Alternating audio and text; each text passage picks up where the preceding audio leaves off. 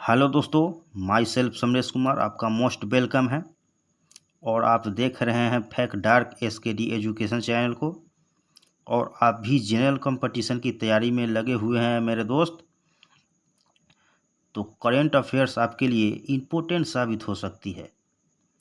तो आइए देखते हैं आज की करेंट अफेयर्स को।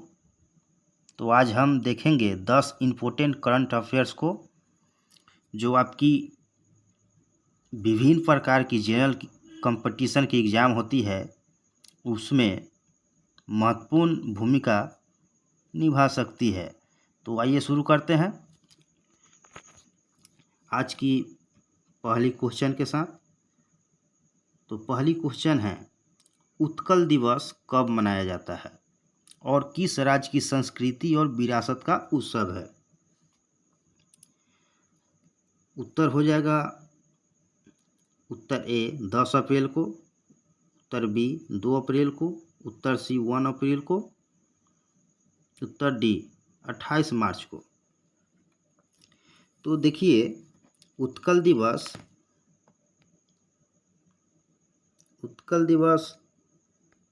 1 अप्रैल को मनाया जाता है। और ओडिशा दिवस, जिसे उत्कल दिवस भी कहा जाता है, हर वर्ष को 1 अप्रैल को मनाया जाता है।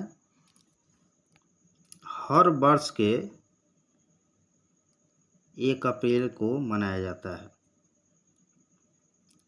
यह दिन ओडिशा राज्य के अलग प्रांत के रूप में गठन की याद में मनाया जाता है।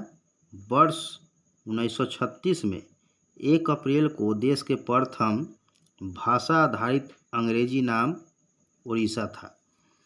और भाषा के आधार पर इसे 1936 में लोकसभा ने उड़ीसा विधेयक और संविधान विधेयक 113वां संशोधन मार्च 2011 में इसका नाम बदलकर ओडिशा कर दिया गया। लोकसभा ने उड़ीसा विधेयक और संविधान विधेयक पास किया था 113वां संशोधन करके, और 2011 में ओडिशा का नाम बदलकर उड़ीसा कर दिया गया। तो ये एग्ज़ाम की दृष्टि से इम्पोर्टेंट करंट अफेयर्स है, इसे आप देखेंगे दोस्तों। चलिए आगे बढ़ते हैं। क्वेश्चन नंबर 2, राष्ट्रीय समुद्री दिवस कितने सप्ताह तक मनाया जाता है? राष्ट्रीय समुद्री दिवस कितने सप्ताह तक मनाया जाता है? उत्तर 1 सप्ताह, उत्तर 2 सप्ताह, उत्तर 3 सप्ताह, उत्तर 4 सप्ताह। तो देखिए, राष्ट्रीय समुद्री सप्ताह दिवस 1 सप्ताह तक मनाया जाता है। और पतन पोत परिवहन एवं जलमार्ग मंत्रालय के सचिव श्री टी.के. रामचंद्रन ने 29 मार्च 2024 को नई दिल्ली में प्रधानमंत्री श्री नरेंद्र मोदी को मर्चेंट नेवी फ्लैग लगाकर 5 अप्रैल को राष्ट्रीय समुद्री दिवस के लिए सप्ताह भर के समारोह की शुरुआत की गई। इस अवसर पर पोत परिवहन महानिदेशक श्री श्याम जगन्नाथन और अन्य वरिष्ठ अधिकारी भी मौजूद थे। इसके अतिरिक्त प्रधानमंत्री को एक स्मृति चिन्ह देकर भी सम्मानित किया गया था। चलिए नेक्स्ट क्वेश्चन है। क्वेश्चन नंबर 3, आरबीआई ने स्थापना दिवस पर कितने वर्ष में प्रवेश कर ली है?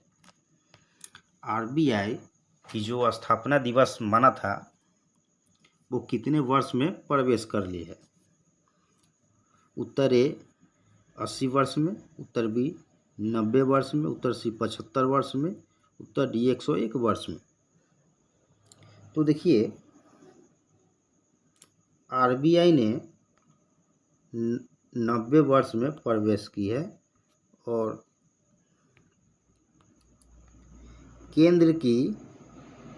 देश की केंद्रीय बैंकिंग संस्था भारतीय रिजर्व बैंक आरबीआई ने 1 अप्रैल 2024 को अपने 90 वर्ष में प्रवेश कर ली है। इस महत्वपूर्ण अवसर को चिन्हित करने के लिए प्रधानमंत्री नरेंद्र मोदी मुंबई के national centre for the performing art में कार्यक्रम में भाग लिया था। चलिए नेक्स्ट क्वेश्चन है, क्वेश्चन नंबर 4। हार्दिक सिंह और सलीमा टेटे को कौन सा अवार्ड से सम्मानित किया गया है? हार्दिक सिंह और सलीमा टेटे को कौन सा अवार्ड से सम्मानित किया गया है? उत्तर हो जाएगा हॉकी इंडिया अवार्ड से, उत्तर बी खेल पुरस्कार से, उत्तर सी ध्यानचंद पुरस्कार से, या अर्जुन अवार्ड से। देखिए, हार्दिक सिंह और सलीमा टेटे को हॉकी इंडिया अवार्ड से सम्मानित किया गया है। हार्दिक सिंह और सलीमा टेटे को 6 वार्षिक यानी 6ठा वार्षिक हॉकी इंडिया अवार्ड से क्रमशः पुरुष और महिला वर्ग में 2023 के लिए वर्ष का सर्वश्रेष्ठ खिलाड़ी नामित किया गया है। आयोजन के दौरान हॉकी इंडिया ने हॉकी इंडिया लीग HIL के पुनरुद्धार की घोषणा की और 2017 के बाद जनवरी 2025 में वापस आएगी। पुनर्जीवित लीग में 8 पुरुष टीमें और 6 महिला टीमें शामिल होगी, जिसकी नीलामी पेरिस ओलंपिक के बाद होने की संभावना है। चलिए नेक्स्ट क्वेश्चन है, क्वेश्चन नंबर 5। मीना चरंदा को मिला अंतर्राष्ट्रीय संस्कृति पुरस्कार वह क्या हैं? तो मीना चरंदा एक प्रोफेसर है।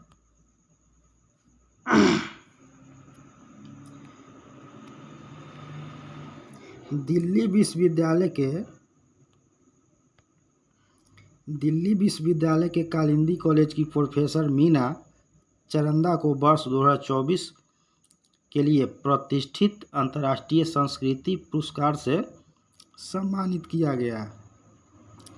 प्रोफेसर चरंदा को समान शिक्षा और समाज सेवा के क्षेत्र में उनके उल्लेखनीय कार्यों के लिए मिला है। पुरस्कार समारोह 30 मार्च को हुआ था। इसे आप याद रखेंगे। चलिए नेक्स्ट क्वेश्चन है, क्वेश्चन नंबर 6। बारबरा रस का 97 वर्ष की आयु में निधन हुआ है, वह क्या थी? लेखक थी, बिजनेस वूमेन थी, अभिनेत्री थी या प्रोफेसर थी? तो देखिए, बारबरा रस एक अभिनेत्री थी। गोल्डन ग्लोब विजेता अभिनेत्री बारबरा रस ने 1950 के दशक में मनोरंजन उद्योग में अपनी यात्रा शुरू की थी।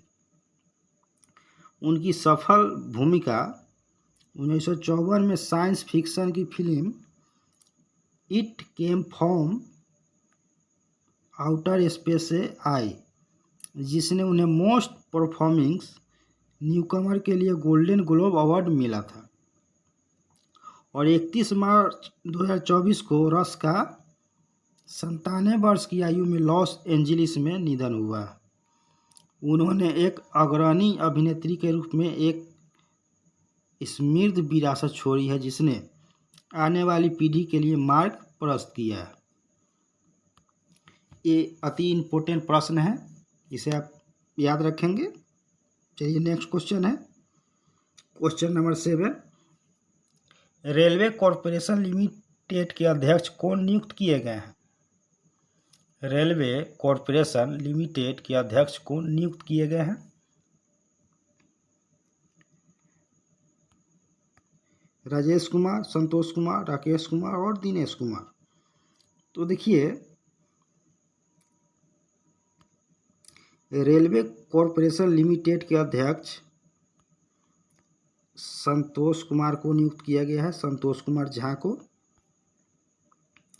और ये 1992 बैच के भारतीय रेलवे यातायात सेवा के IRCS अधिकारी हैं संतोष कुमार झा। जिनका 1 अप्रैल 2024 को कोंकण रेलवे कॉरपोरेशन लिमिटेड के अध्यक्ष और प्रबंध निदेशक CMD की भूमिका संभालेंगे। झा ने मल्टी मॉडल लॉजिस्टिक हर्स और साइडिंग और प्राइवेट फ्रेट टर्मिनल स्थापित करने में महत्वपूर्ण भूमिका निभाई थी। इस क्षेत्र में उनका अनुभव और विशेषज्ञता उन्हें CMD के रूप में उनकी भूमिका उपयुक्त बनाती है। KRCL के CMD के रूप में उनकी भूमिका उपयुक्त बनाती है। इसे आप याद रखेंगे। चलिए नेक्स्ट क्वेश्चन है, क्वेश्चन नंबर 8। किन दो बैंकों के बीच विलय की घोषणा हुआ है? किन दो बैंकों के बीच घोषणा हुआ है? State bank of India, bank of Baroda, you small finance bank, Fincare small finance bank. तो देखिए, यू स्मॉल फाइनेंस बैंक और फिनकेयर स्मॉल फाइनेंस बैंक के बीच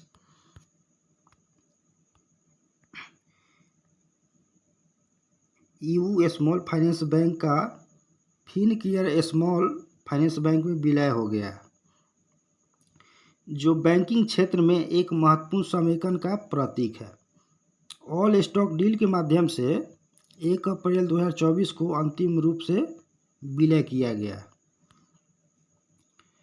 तो ये महत्वपूर्ण प्रश्न है। चलिए नेक्स्ट क्वेश्चन है, क्वेश्चन नंबर 9। टाटा इंटरनेशनल ने किसे CMD नियुक्त किया है?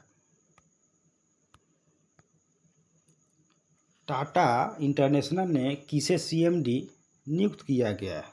राजीव सिंघल को, आनंद मिश्रा को, राजन सिंह को या राजीव वर्मा को? तो आपका उत्तर हो जाएगा, उत्तर है राजीव सिंघल को।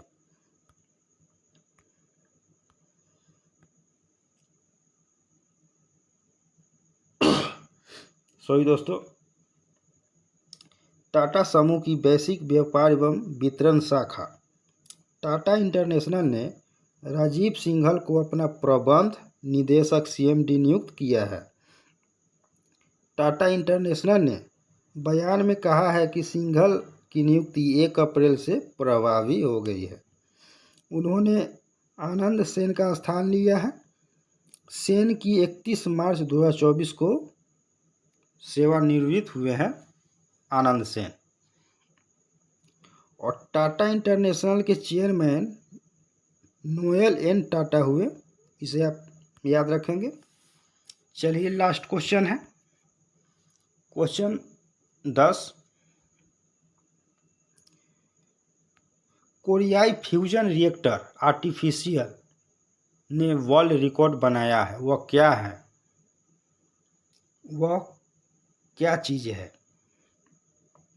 तो देखिए, उत्तर है सन है, प्लाज्मा है, ऊर्जा केंद्र है, परमाणु मिसाइल है। तो देखिए, आर्टिफिशियल फ्यूजन सन है।